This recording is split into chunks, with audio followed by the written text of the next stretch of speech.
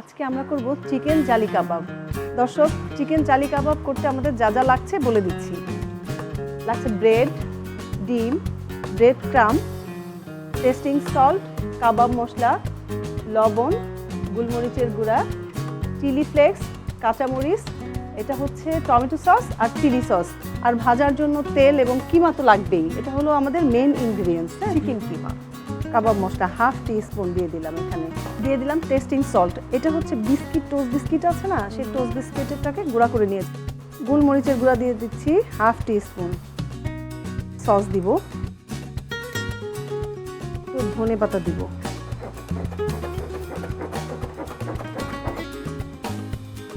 ধনে পাতা দিয়ে দিলাম,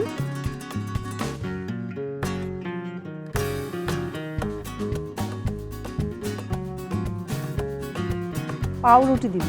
এখানে কিন্তু আমি বিস্কিটের গুঁড়াও দিয়েছি। এখন আমি 2 পিস পাউরুটি ভিজিয়ে পানির মধ্যে ভেজাবো। চিপে পানিটাকে ফেলে দিব, তারপরে এখানে দিয়ে দিব। এই যে ডিমের যে সাদা অংশ, এই সাদা অংশটা দিচ্ছি। তো অলমোস্ট আমাদের মিক্সিং হয়ে যাচ্ছে। এরপরে কিন্তু আমরা একসাথে সবগুলো জালি কাবাব তৈরি করব এবং ভেজে নেব খুব সুন্দর একটা গোল্ডেন ব্রাউন কালার করে। চুলাটা ধরিয়ে তুমি তেল দিয়ে দাও।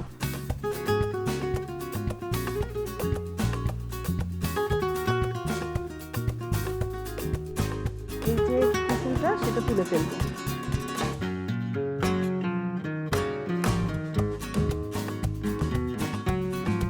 আর যেহেতু এখানে আমরা চিকেন ইউজ করেছি, সেহেতু আমরা এই যে চুলার ফ্লেমটা এটা কিন্তু হাই ফ্লেমে দিয়েছি। হাই ফ্লেমে দেওয়ার একটা কারণ, সেটা হচ্ছে যদি আমরা হাই ফ্লেমে না দিতাম তাহলে কি হতো, চিকেন থেকে পানি ছাড়তো।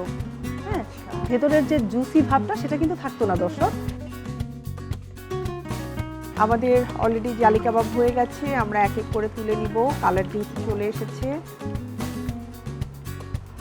এবারে সার্ভ করবার পালা।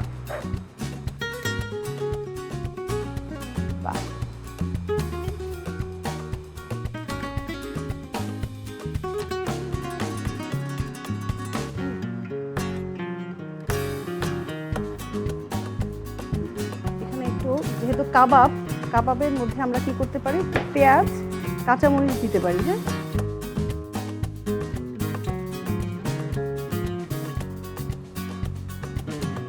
এটা হচ্ছে আমাদের ডেকোরেশন। হ্যাঁ, যে যেমন করে তেমন করেই হয়ে যায়।